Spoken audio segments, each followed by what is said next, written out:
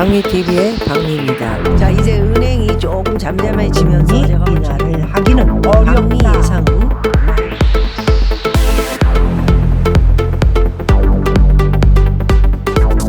박미의 진짜 경제 뉴스 시작합니다. 파월 금리 동결 시사 속에 인플레 너무 높다. 말하자면 이번에 나와서 한마디 하지 않았습니까? 그 말이 금리 동결, 저번 달에 금리 동결을 했지 않았습니까? 10월 말고 9월에 동결하고 그다음에 이번 이제 11월에 금리를 올릴 것이냐 안 올릴 것이냐 이제 여기에 있었는데 이제 100% 금리가 올라갈 것이라는데 전쟁이 벌어지면서 채권 금리 그리고 국채 금리가 완전히 5%까지 껑충 뛰면서 의미가 없어졌다. 말씀드린 대로 그런 결과를 보면서 이제 앞으로는 금리를 올려서 뭐 그 책임을 갖다 연준이 지기보다는 국채와 채권 시장에 넘어가는 모습을 보면서 다음을 준비하는 것이 낫겠다. 그래야 자기도 좀 빠져나가고 이런 것들을 우리가 볼 수 있는 것입니다. 그래서 금리가 이렇게 동결되어 있는 시사 속에서 인플레, 그러나 인플레를 지금 못 잡은 건 사실입니다. 그래서 너무 높기 때문에 걱정스럽다. 인플레이션 너무 높고 성장 둔화가 필요하고 불확실성이 점점 더 커져서 신중하게 그러나 동결을 시사했습니다. 11월 1일 날 얼마 남지 않았죠? 11월 1일 날 이제 연준에서 동결이냐 올릴 것이냐 그런데 거의 동결 쪽으로 지금 갔다 이렇게 볼 수 있습니다. 그래서 이스라엘 하마스 전쟁 경제의 위험 초래 미 10년 만기 국채 금리가 5%까지도 뛰었습니다. 5% 한번 갔다가 지금 이제 4.8로 오늘 4.8 네 가서 왔다 갔다 하고 있는데 제가 볼 때 5%또 금방 넘어갑니다. 5% 금방 또 넘어가요. 그리고 우리나라도 지금 굉장히 치열하게 아마 외환 국고가 좀 많이 열심히 해봐요. 아마도 외환 보유고가 좀 많이 나가리 되지 않았을까 저는 그렇게 생각합니다. 정말 치열했습니다. 1360원까지 넘게 가다가 이제 거기서 1350원대에서 이제 왔다 갔다 하다가 푹 떨어뜨렸다 또 잠자고 일어나면 또 살짝 떨어져 있고 지금 이런 모습을 보고 있는데 이게 견디지 못하고 결과적인 거는 저는 함부로 말씀드리는 거 여러분들의 판단에 맡기고요. 저는 크게 올라갈 가능성이 높다 이렇게 보고 있습니다. 여러분들은 판단 잘 하시기 바라고요. 자, 그래서 이렇게 지금 들쑥날쑥한 세계 경제에 있어서 제롬 파월도 지금 걱정이 진짜 정말 많을 것 같아요. 이분도. 그래서 지금 11월에 또 동결 시사를 하겠지만 국채는 5%가 넘어가면 금리를 올리면 뭐합니까? 금리 올려봤자 국채가 저렇게 높은데 아무 의미가 없어요.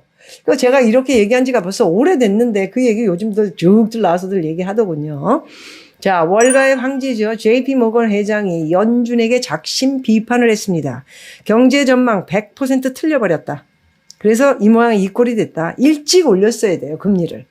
여러분 아시지만 작년 2022년 3월인가요? 그때부터 이제 금리를 올리기 시작해가지고 이제 1년이 넘었습니다. 그죠? 1년하고도 지금 내년 3월까지 가면 이제 1년 2년이 다 돼가는데도 이게 뭡니까 지금 인플레이션 이게 지금 인플레이션 잡지도 못하고 이것도 아니고 저것도 아니고 또 전쟁이 일어나가지고 또 기름값이 어떻게 될지도 모르고 이런 상황이 됐으니 이거 지금 어떻게 할 겁니까? 미국 최대 금융회사의 수장인 미 연방준비제도의 경기 예측 및 정책 대응 능력에 강한 불신감을 표출하며 경제 불확실성에 대비해야 한다고 주문했다. 누가?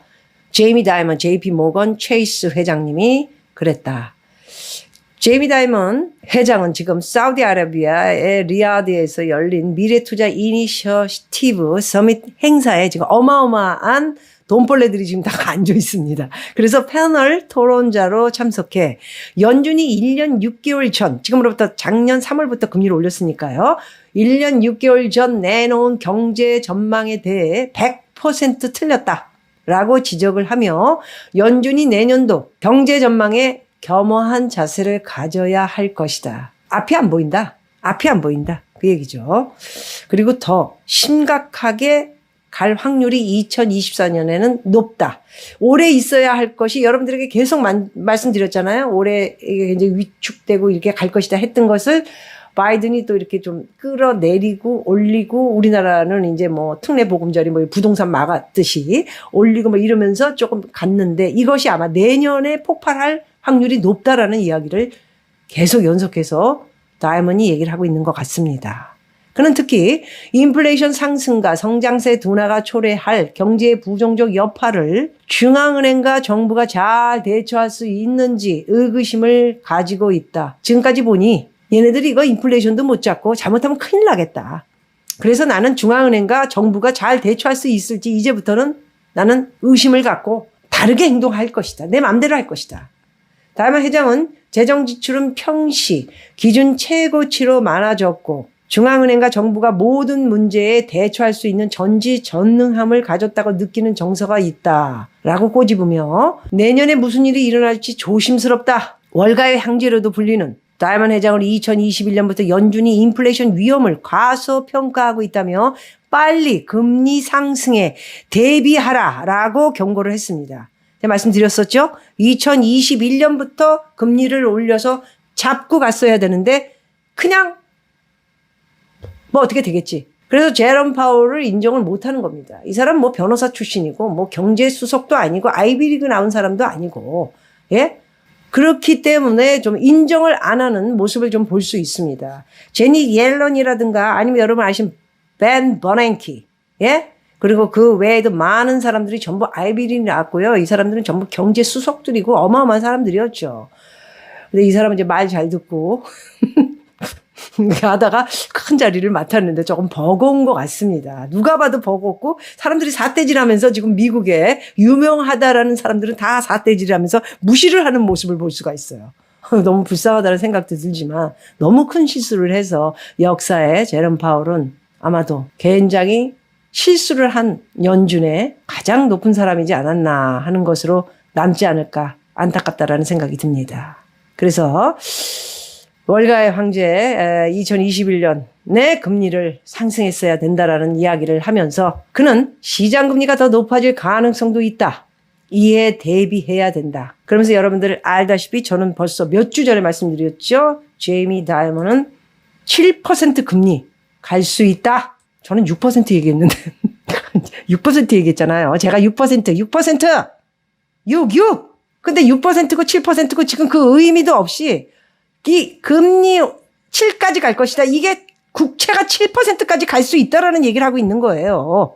무슨 말인지 아시죠? 공부들 많이 하고 계시니까. 금리는 두려워서 못 올린다 하더라도 국채가 7%까지도 갈 수 있으니까 그거에 대한 준비를 하라. 다이먼 회장은 기준금리가 0.25포인트 혹은 그보다 남짓 더 오르든 큰 차이가 있다고 생각하지 않다. 지금부터 얘기하는 거 잘 들으셔야 돼요. 수익률 곡선, 만기 종류에 따른 채권 수익률 변화 전체가 1%포인트 올라갈지 말지에 대비해야 한다. 실제로 그런 일이 일어날 것인지는 나도 모르겠다. 하지만 연준이 추가 기준금리 인상을 2차례 하는 것은 현 상황에서 크게 중요하지 않다. 더 계속 뭐 6% 올리고 6.25 올라봤자 물가 못 잡고 국채는 더 많이 오를 것이다. 근데 금리를 뭐하러 더 올리냐. 국채 올라가면은 자연적으로 시장에서는 대출이자 올라가고 이자 전부 기업이자 다 올라가고 다 올라가는데 그럼 뭐하러 올려? 올릴 필요 없어. 금리 인상은 필요 없다고. 그럼 뭐죠? 제롬 파월 너도 필요 없었고. 그래서 2차례 올리는 것이 그렇게 현상에서 중요하지 않기 때문에 현재의 미 국채 10년물 기준 5%에 육박한 채권 시장 금리가 벌써 6% 이상으로 크게 오를 가능성에 이제 우리는 대비해야 한다. 이렇게 얘기를 했습니다. 이성균, 마약. 이게 지금 연예계가 왜 이러나요? 예? 정말 연예계가 제가 볼 땐 첫 번째 너무 재정적자 미국이 2,300조. 이자만 해도 900조고요. 미국 지불 불가능. 증시. 미국의 증시입니다. 60% 폭락한다. 할 수 있다가 아니고 이 사람은 뭐 자기가 뭔데 신이에요? 고금리 장기화에 이른다. 그래서 공포. 무슨 공포죠? HC4L, High for Longer. 예? 이 고금리의 장기화가 이제 공포로 한국에 왔다. 오랜 동안 고금리 장기화를 맞아야 할 것이고 그것을 알고 준비하라. 이런 얘기인데 이창용 이분께서 드디어 총재님 경기 침체 맞다. 한국은행 총재 규제 더해도 가계빚 안 잡히면 금리 인상 고려하겠다? 이런 얘기도 세게 뱉어요. 이제 금리 인상 고려는 무슨 내용이죠? 중동 리스크의 10월 기대 인플레이션이 3.4% 8개월 만에 반등을 했다. 추경호 장관님 어떻게 되신 거예요? 이제 이자도 가드사 금리를 또 올렸다. 누가 힘들어지죠? 서민들. 오죽하면 자, 서울 아파트 좀 팔리나 싶더니 영끌 집주인들 속이 탄다. 다시 거래가 절벽. 10억 넘은 줄 알았는데 서울의 하락폭 최대. 노원 부동산에 무슨 일이 벌어진 거냐 라는 내용인데요. 이게 지금 노원구가 전쟁에 나선 원희룡, 여기 좀 많이 제가 뭐라 그러기도 했는데, 집값 띄우기 정가자 된다. 공급 부족, 집값 폭등론의 허와실. 집값을 이게 공급이 부족하기 때문에 청담동 이름값. 언젠가 여러분들에게 청담동은 돈으로 가치를 셀 수 없을 그런 땅이 될 것이다 라고 한마디 했고요. 두 번째는